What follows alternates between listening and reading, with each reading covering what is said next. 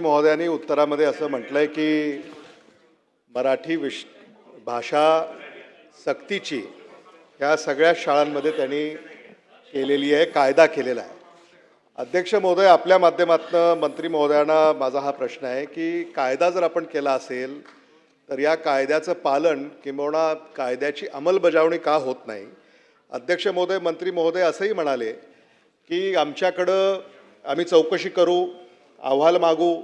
पण अध्यक्ष महोदय, इथं सन्माननीय विधानसभा सदस्य या ठिकाणी हा प्रश्न उपस्थित करतायत। अध्यक्ष महोदय, विधानसभा सदस्य जेव्हा एखादा प्रश्न इथं उपस्थित करतायत तेव्हा अशा अडचणी या राज्यामध्ये उद्भवत आहेत, म्हणूनच हा प्रश्न इथं विधानसभेमध्ये अध्यक्ष महोदय उपस्थित होतोय। त्यामुळं मला असं वाटतं की काही वेगळी चौकशी करणं किंवा अहवाल मागवणं याची फार आवश्यकता आहे असं मंत्री महोदय आम्हाला वाटत नाही।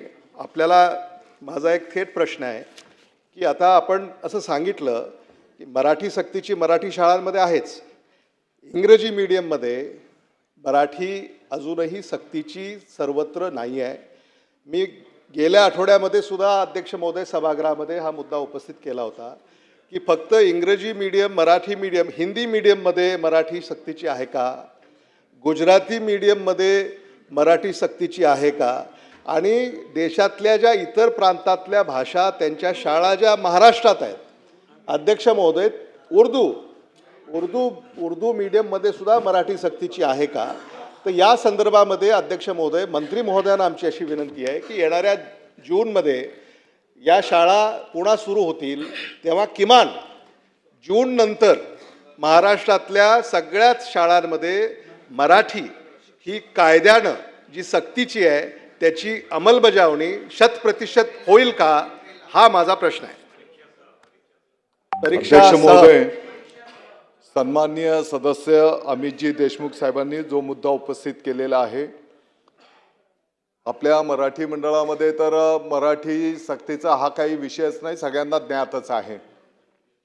तथापि CBSE, ICSE, IB आणि केम्ब्रिज सकट सर्व शाळांना मराठी भाषा शिकवणं बंधनकारक हे अनिवार्य आहे, कायद्याने ते केलेलं आहे। आणि आपण जी सूचना केलेली आहे येणाऱ्या शैक्षणिक वर्षापासून संपूर्ण महाराष्ट्रामध्ये याची प्रभावी अंमलबजावणी झाली पाहिजे। प्रत्येक विषयाची ज्या पद्धतीने परीक्षा असते ते मराठीची पण होईल। नवीन त्याच्याविषयी परत भाष्य करण्याची काय आवश्यकता आहे? आणि हे शिकवण्याच्यासाठी पण कोणत्या क्वालिफिकेशनचे शिक्षक असले पाहिजेत हे सगळं सांगितलं ना। CBSE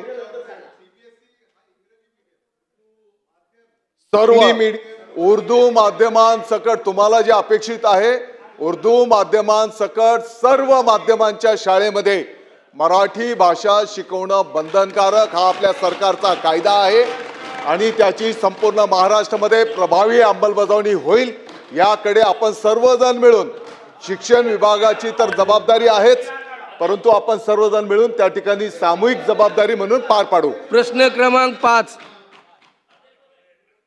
30,770